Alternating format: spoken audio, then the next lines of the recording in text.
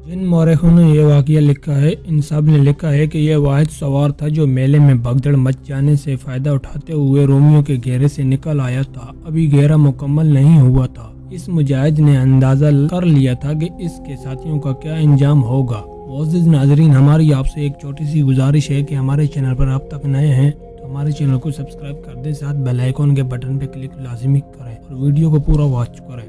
इसने इंतहाई तेज़ रफ्तार से घोड़ा दौड़ाया और दमिश्क पहुंचा था। इसने बड़ी तेज़ी से बोलते हुए तफसील से बताया कि अबू अल-कुद्स के मेले में क्या हुआ और क्या हो रहा है। अबू उबैदा का रंग जर्द हो गया। इन्होंने खालिद की तरफ देखा। खालिद के चेहरे पर परेशानी का गहरा तासुर था। अबू सुलेमान, अबू उबैदा ने खालिद से इल्तिजा के लहजे में कहा, अल्लाह के नाम पर अबू सुलेमान, तेरे सिवा इन्हें घेरे से और कोई नहीं निकाल सकता। जाओ, फौरन जाओ, अल्लाह की मदद से मैं ही इन्हें घेरे से निकालूंगा। खालिद ने जोश से उठते हुए कहा, मैं तेरे हुक्म के इंतजार में था अमीनुल उम्मत, मुझे माफ़ कर देना अबू सुलेमान। अबू उबैदा ने कहा, मैंने तेरी नीयत पर शक किया था, इसलिए हुक्म ना दिया। मेरा ख्याल था कि माजूली ने तेरे ऊपर बहुत बुरा असर किया है। खुदा की कसम, मुझ पर एक बच्चे को सलार आला मुकर्रर कर दिया जाएगा तो मैं इसका भी मती रहूँगा। खालिद ने कहा, मुझे तो रसूलुल्लाह सल्लल्लाहु अलैहि वसल्लम के अमीनुल उम्मत ने कहा है, क्या मैं ऐसे गुनाह की जुर्रत कर सकता हूँ कि तेरे हुक्म ना मानूं? मैं तो तेरे कदमों की खाक के बराबर भी नहीं कर सकता। और बता दे सबको कि अबू सुलेमान इब्ने वलीद ने अपनी ज़िंदगी इस्लाम के लिए वक़्फ़ कर दी है। मौरख वक्तदी लिखते हैं कि अबू उबैदा रज़ियल्लाहु तआला अन्हु की आंखों में आंसू आ गए और वो कुछ देर इब्ने वलीद को देखते रहे। तुझ पर अल्लाह की रहमत हो। अबू उबैदा ने कहा, जा अबू सुलेमान, अपने भाइयों की जानें बचा। तारीखों में ऐसी तफसील नहीं मिलती कि खालिद अपने साथ कितने सौ या कितने हजार सवार लेकर गए थे। बाकी हालात मुख्तलिफ तारीखों में बयान किए गए हैं। खालिद ने बरहाना मुजाहिद ज़रार बिन अल-अज़वर को साथ ले लिया था और इन दोनों के पीछे मुसलमान रिसाला सर पर घोड़ा दौड़ाते जा रहा था। खालिद और ज़रार तो घेरे हुए मुजाहिदीन की मदद को चले गए। पीछे अबू उबैदा की हालत बिगड़ गई। अल्लाह अल्लाह, वो दुआ के लिए हाथ उठाकर गिड़गिड़ाने लगे। खलीफतुल मुस्लिमीन उमर ने मुझे लिखा था कि माल गनीमत की लालच में मुजाहिदीन को ऐसी मुश्किल में ना डालना कि इनकी जानें ज़ाया हो जाएं। उमर ने लिखा था कि फैसला करने से पहले देखभाल कर लेना, मुझे माफ़ कर देना अल्लाह। मुझसे ये क्या फैसला हुआ है? मैंने एक ईसाई की बात को सच माना और मैंने एक कमसन लड़के को 500 सवारों की कमान दे दी और इसे इतना भी ना कहा कि वो अपने दस्ते को दूर रोक कर हदफ की देखभाल जरूर कर ले। अबू उबैदा के रफीक सलार इन्हें तसल्लियाँ दे रहे थे, लेकिन अबू उबैदा ने जो 500 कीमती सवारों को अपनी लग्जिश की भट्टी में झोंक दिया था, इस पर वो मुतमईन नहीं थे। खालिद रज़ियल्लाहु तआला अन्हु और ज़र्रार अपने सवारों के साथ इंतहाई रफ्तार से अबू अल-कुद्स पहुंच गए। वहाँ मुजाहिदीन की हालत बहुत बुरी थी। खालिद के हुक्म से इनके सवारों ने तकबीर के नारे लगाना शुरू कर दिए। इन नारों से इनका मकसद ये था कि घेरे में आए हुए मुसलमान सवारों की हौसला अफजाई हो और रोमियों पर दहशत तारी हो। इनके बाद खालिद रज़ियल्लाहु तआला अन्हु ने अपना नारा बुलंद किया, अना फारिस अल-ज़िद्दीद, अना खालिद बिन वलीद। रोमियो ने पहले मार्कों में भी यह नारा सुना था। इस नारे के साथ ही मुसलमानों ने इन्हें जिस हालत में काटा और भगाया था, इससे तो वो बाकी उम्र नहीं भूल सकते थे। रूमी सवार अपने नरगे में लिए हुए मुसलमानों को तो भूल ही गए। खालिद रज़ियल्लाहु तआला अन्हु ने अपने सवारों को फैलाकर बरक रफ्तार हमला कराया ताकि रोमियों को आमने सामने की लड़ाई की तरतीब में आने की मोहलत ही ना मिले। खालिद को अपनी एक कमजोरी का एहसास था। वो दमिश्क से घोड़ों को दौड़ाते हुए अबू अल-कुद्स तक पहुंचे थे। घोड़े थक गए थे, इनके जिस्मों से पसीना टपक रहा था। खालिद की कोशिश ये थी कि रोमियों को जल्दी भगाया जाए वरना घोड़े जवाब दे जाएंगे। ज़रार बिन अल-ज़वर ने अपना वही कमाल दिखाया जिस पर वो रोमियों में मशहूर हो गए थे। इन्होंने अपनी खुद ज़रा और अपनी कमीज भी उतार फेंकी और रोमियों पर टूट पड़े। रोमी सवार इतनी आसानी से पीछे हटने वाले नहीं थे। वो अपने नरके में लिए हुए मुसलमान सवारों में से कई एक को शहीद और ज्यादातर को शदीद जख्मी कर चुके थे। इनमें से जो बच गए थे, इन्हें खालिद के आ जाने से नया हौसला मिला। रूमी खालिद रज़ियल्लाहु तआला अन्हु और ज़र्रार के सवारों के मुकाबले के लिए मुड़े तो पीछे से इन कुछ सवारों ने इन पर हल्ला बोल दिया जो कुछ देर पहले तक इनके नरगे में आए हुए थे। मार्का खून रेज और तेज था। अब रूमी घेरे में آ گئے تھے۔ ان کی تعداد زیادہ تھی، وہ مسکڑتے تھے تو ان کے گھوڑوں کو کھل کر حرکت کرنے کی جگہ نہیں ملتی تھی۔ مسلمان سواروں نے انہیں بری طرح کاٹا اور زیادہ وقت نہیں گزرا تھا کہ رومی سوار مارکے سے نکل کر بھاگنے لگے۔ آخر وہ اپنی بہت سی لاشوں اور شدید زخمیوں کو پیچھے چھوڑ کر بھاگ گئے۔ ان مسلمان سواروں کا جانی نقصان کم نہ تھا جو رومیوں کے گھیرے میں لڑتے رہے تھے۔ خالد نے حکم دیا کہ میلے کا سامان اکٹھا کیا جائے۔ انہوں نے بہت سے مجاہدین کو زخمیوں اور لاشوں کے اٹھانے پر لگا دیا۔ خالد کی اپنی یہ حالت تھی کہ ان کے جسم پر کئی زخم آئے تھے اور ان کے کپڑے خون سے سرخ ہو گئے تھے۔ انہیں ان زخموں کی جیسے پرواہ ہی نہیں تھی۔ زخم خالد رضی اللہ تعالیٰ عنہ کے لیے کوئی نئی چیز نہیں تھی۔ ان کے جسم پر اس وقت تک اتنے زخم آ چکے تھے کہ مزید زخموں کی جگہ ہی نہیں تھی۔ خالد واپس دمشق آئے۔ وہ جو مال غنیمت ساتھ لائے تھے وہ بہت زیادہ اور قیمتی تھا۔ زخمی ہو کر گرنے والے اور مرنے والے رومیوں کے سینکڑوں گھوڑے بھی ان کے ساتھ تھے، مگر اس مال غنیمت کے لیے بڑی قیمتی جانوں کی قیمت دی گئی تھی۔ ابو عبیدہ رضی اللہ تعالیٰ عنہ کو اس جانی نقصان پر بہت افسوس تھا، البتہ انہیں یہ دیکھ کر اطمینان ہوا کہ خالد رضی اللہ تعالیٰ عنہ اپنے خلاف یہ شک دور کر دیا تھا کہ معذولی کی وجہ سے ان میں پہلے والی دلچسپی اور جوش و خروش نہیں رہا۔ خالد نے اپنا جسم زخمی کرا کے یہ ثابت کر دیا تھا کہ معذولی کا ان پر ذرا سا بھی اثر نہیں ہوا۔ ابو عبیدہ نے مال غنیمت کا 5واں حصہ خلافت کے لیے مدینہ بھیجا اور اس کے ساتھ عمر رضی اللہ تعالیٰ عنہ کو پوری تفصیل بھی لکھی کہ انہوں نے کیا کارروائی کی تھی، اس سے کیا صورتحال پیدا ہوئی اور خالد نے کیا کارنامہ کیا۔ مورخ لکھتے ہیں کہ ابو عبیدہ نے خالد کی بے تحاشا تعریف لکھی اور ہر محاذ سے اور ہر میدان سے رومی پسپا ہو رہے تھے۔ رومیوں کا شہنشاہ ہرقل انطاکیہ میں تھا۔ اس کے ہاں جو بھی قاصد آتا تھا وہ ایک ہی جیسی خبر سناتا تھا، اس قلعے پر بھی مسلمانوں کا قبضہ ہو گیا، فلاں میدان سے بھی اپنی فوج پسپا ہو گئی ہے، مسلمان فلاں طرف پیش قدمی کر گئے ہیں، ہمارے فلاں شہر کے لوگوں نے مسلمانوں کو جزیہ دینا قبول کر لیا ہے۔ ہرقل کے کانوں میں اب تک کوئی نئی بات پڑی ہی نہیں تھی، نیند میں بھی وہ یہی خبریں سنتا ہوگا۔ اس کے وزیر مشیر اور سالار وغیرہ اب اس کے سامنے کوئی شکست کا پیغام لے کر جانے سے ڈرتے تھے، لیکن انہیں اس کے سامنے جانا پڑتا تھا اور اس کے ساتھ شکست کی باتیں کرنی اور سننی پڑتی تھی۔ وہ انطاکیہ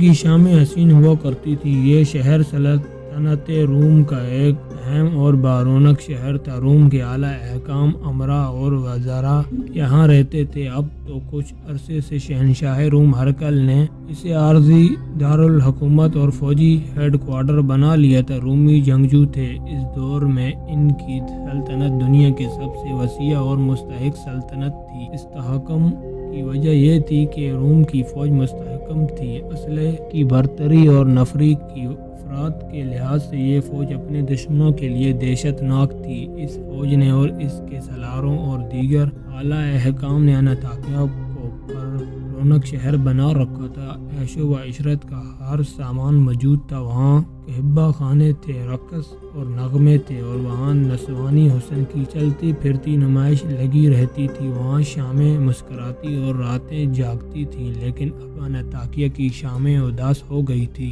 فوجی یہاں آتے جاتے رہتے تھے۔ جب کوئی نیا دستہ آتا تھا تو قہبہ خانوں کی رونق بڑھ جاتی تھی اور جلتی پھرتی طوائفوں میں اضافہ ہو جاتا تھا، مگر انطاکیہ میں باہر سے جو فوجی آتے تھے وہ زخمی ہوتے تھے اور جو زخمی نہیں ہوتے تھے ان کے چہروں پر مردانی چھائی ہوئی ہوتی تھی۔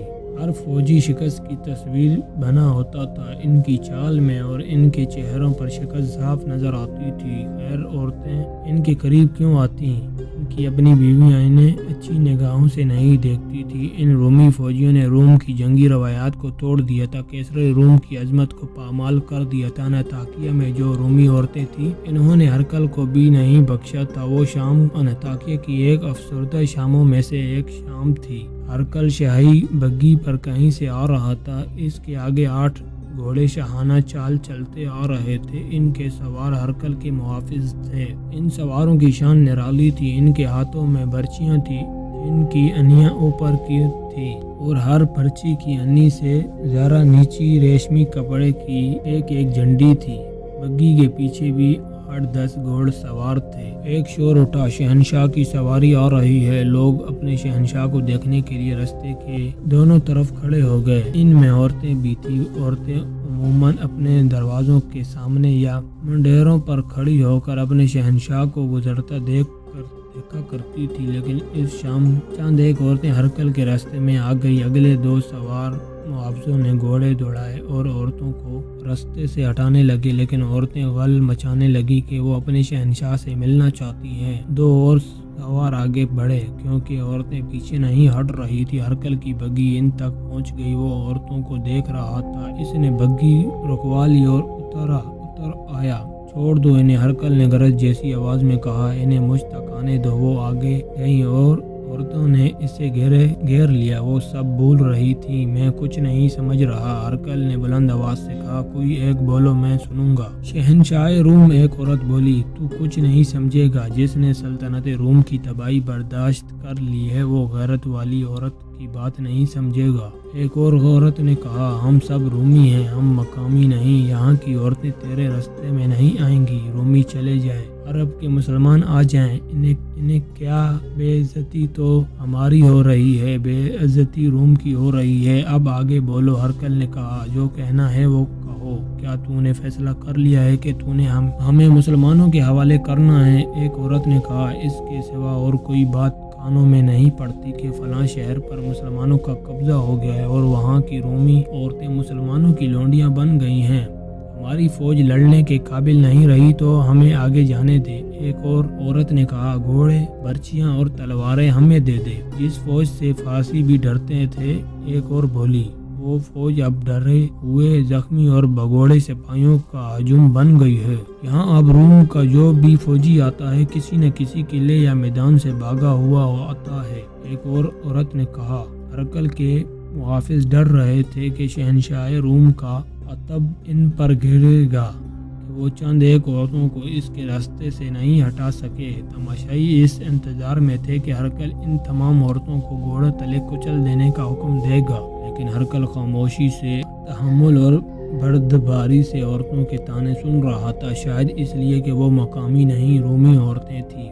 हमारी फौज बुज़दिल साबित हुई है। हरकल ने कहा, मैं बुज़दिल नहीं हो गया। शिकस्त खा कर जो भाग आए हैं वो फिर लड़ेंगे। मैंने शिकस्त को कबूल नहीं किया है। फिर हमारा शहनशाह क्या सोच रहा है? एक औरत ने पूछा, तुम जल्द ही सुन लोगी। हरकल ने कहा, मैं जिंदा हूँ, मैं जो सोच रहा हूँ वो करके दिखाऊंगा। फतह और शिकस्त होती ही रहती है। वो कौम हमेशा दूसरों की गुलाम रहती है जो शिकस्त को तस्लीम कर लेती है। मैं तुम्हें किसी का गुलाम नहीं बनने दूंगा। मुसलमानों ने जहाँ तक आना था वो आ चुके हैं। अब मेरी बारी है। वो मेरे फंदे में आ गए हैं। अब वो जिंदा वापस नहीं जाएंगे। इन्होंने जो लिया है इससे कई गुना ज्यादा देंगे। मेरे लिए दुआ करती रहो। तुम बहुत जल्द खुशखबरी सुनोगी और तुम अपने खावंदों के, अपने भाइयों के और अपने बापों के और अपनी बेटियों के हौसले बढ़ाती रहो। हम इन पर अपने घरों के दरवाजे बंद कर देंगे। एक औरत ने कहा, तुम इन्हें गले लगाओगी।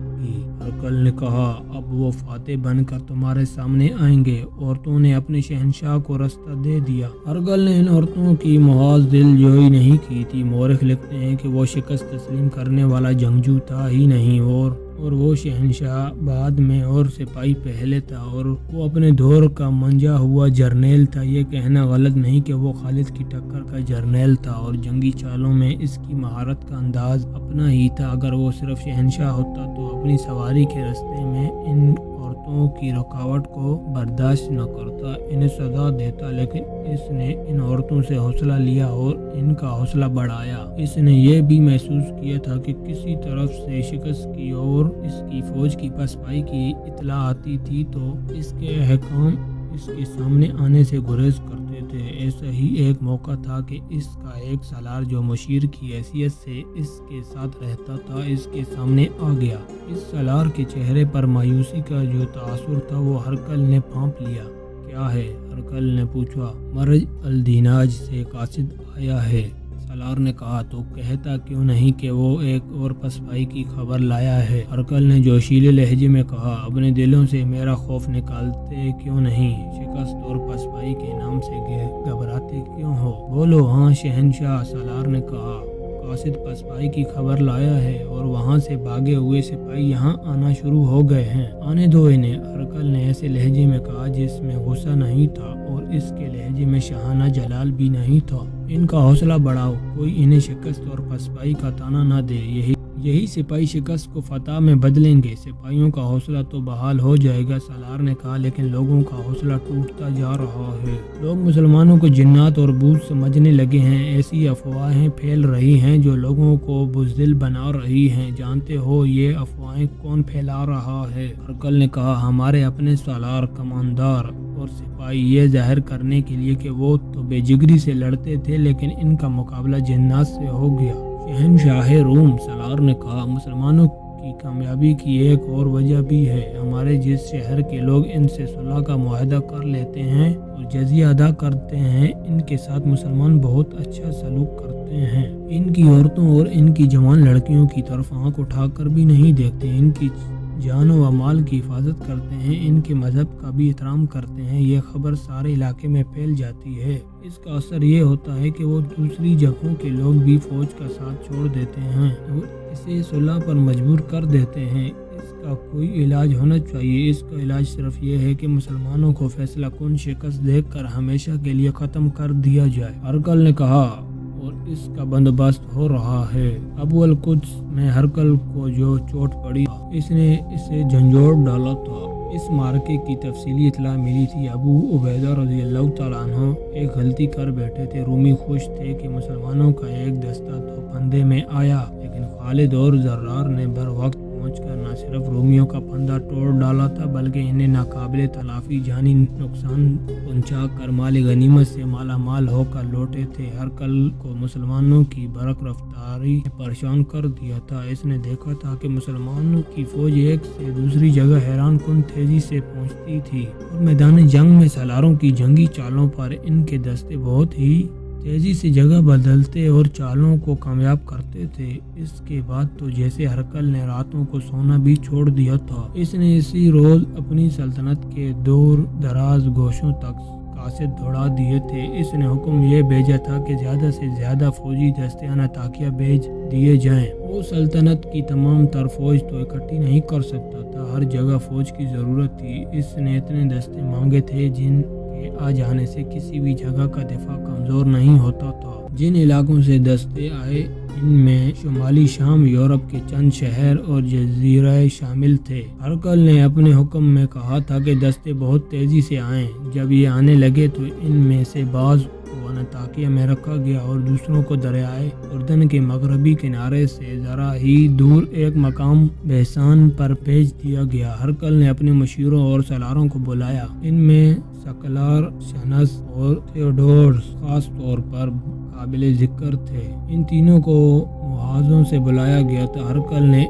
इन सब को बताया कि मुसलमानों को फैसला कुन शिकस्त देने के लिए इसने क्या बंदोबस्त किया है और सलारों ने क्या करना है। तुमने देख लिया है कि मुसलमान किस तरह लड़ते हैं। इसने कहा, शिकस्त और पसपाइयों से तुम्हें बददिल नहीं होना चाहिए। इनसे तुम्हें तजुर्बा हासिल हुआ है। अगर तुमने कुछ नहीं सीखा तो तुम्हारे लिए यही एक रास्ता है, जाओ और मुसलमानों की इताअत कबूल कर लो। केसर रूम की अजमत को मुसलमानों के कदमों में डाल दो और सलीब को बहराए रूम में फेंक कर मुसलमानों के मजहब में दाखिल हो जाओ। तुम्हें अपनी जानें, अपनी बीवियां और अपने मालो अमवाल ज़्यादा अजीज हैं। इसी का नतीजा है कि अरब के लुटेरों का एक गिरोह तुम्हें शिकस्त पे शिकस्त देता चला आ रहा है। सब पर सन्नाटा तारी हो गया। हरकल की निगाहें हर एक पर घूम गई। शहनशाह रूम, इसके सालार थियोडोस ने सकूत, तो हम पीछे ही नहीं हटते आएंगे। मैं अपने मुतल्लिक कह सकता हूँ कि मैं आपके सामने जिंदा आया तो शिकस्त खाकर नहीं आऊँगा। अगर मैंने शिकस्त खाई तो मेरी लाश भी यहाँ नहीं आएगी। इस एक सलार के बोलने से न सिर्फ सन्नाटा टूटा बल्कि सब में जो तनाव पैदा हो गया था वो भी टूट गया। सब ने हरकल को यकीन दिलाया कि इन्हें सल्तनत रूम से ज़्यादा और कोई चीज़ अजीज नहीं। मैंने मुसलमानों को यही पर ख़त्म करने के लिए बंदोबस्त किया है, वो नाकाम नहीं हो सकता। ہرقل نے کہا اب تک ہماری فوج مختلف جگہوں پر بٹ کر لڑتی رہی ہے، اب ایک جگہ سے ہماری فوجی بھاگے تو انہوں نے دوسری جگہ جا کر وہاں کے دستوں میں بددلی پھیلائی اور اپنے آپ کو شکست کے الزام سے بچانے کے لیے ایسی باتیں کہیں جن سے وہاں کے دستوں پر مسلمانوں کی دہشت بیٹھ گئی۔ ان میں فوج کو یکجا کر کے لڑاؤں گا۔ تم نے دیکھا ہے کہ میں نے کہاں کہاں سے دستے منگوائے ہیں اور کس قدر لشکر جمع ہو گیا ہے۔ میری نظر دمشق پر ہے، لیکن ہم دمشق پر حملہ نہیں کریں گے، نہ اس کا محاصرہ کریں گے۔ ہم دمشق سے دور چھوٹی چھوٹی لڑائیاں زیادہ نفری کے دستوں سے لڑا کر مسلمانوں کی رسد کے وہ راستے بند کر دیں گے جو عرب سے دمشق کو جاتے ہیں۔ ہم دمشق میں یا اس کے گرد و نواح میں کوئی لڑائی نہیں لڑیں گے، بلکہ مسلمان تنگ آ کر لڑنا بھی چاہیں گے تو ہم انہیں نظر انداز کریں گے۔ ہم ان کے لیے ایسے حالات پیدا کر دیں گے کہ وہ لڑنے کے قابل رہ ہی نہیں جائیں گے۔ انہیں نہ کہیں سے رسد پہنچ سکے گی نہ کمک۔ شہر کے لوگ ہی قحط سے تنگ آ کر انہیں شہر چھوڑنے پر مجبور کر دیں گے۔ اگر وہ دمشق سے نکل گئے تو ہم کہیں بھی ان کے قدم جمنے نہیں دیں گے۔ یہ بھی خیال رکھو کہ ہماری فوجوں کا اجتماع ایسے خفیہ طریقوں سے ہو رہا ہے کہ مسلمانوں کو اس کی خبر تک نہیں ہوگی۔ ہرقل کا تو خیال تھا کہ اس کے لشکر کا اجتماع خفیہ رکھا گیا ہے، لیکن مسلمانوں کے سالار اعلیٰ ابو عبیدہ کے ساتھ خالد تھے۔ خالد نے نہایت مضبوط اور تیز جاسوسی نظام ترتیب دیا۔ ابو عبیدہ نے خالد رضی اللہ تعالیٰ عنہ کو سوار دستے کا سالار بنا رکھا تھا اور اس کے ساتھ ہی انہیں اپنا مشیر بھی سمجھتے تھے۔ مورخوں کے مطابق ابو عبیدہ سلاری کی مہارت رکھتے تھے اور جنگی اموار کو بھی پوری طرح سمجھتے تھے، لیکن ان میں وہ تیز رفتاری نہیں تھی جو خالد میں تھی۔ خالد اپنے فیصلوں میں بڑے خوفناک قسم کے خطرے بھی مول لیا کرتے تھے۔ اس کے برعکس ابو عبیدہ احتیاط کے قائل تھے۔ اپنی اس عادت کو سمجھ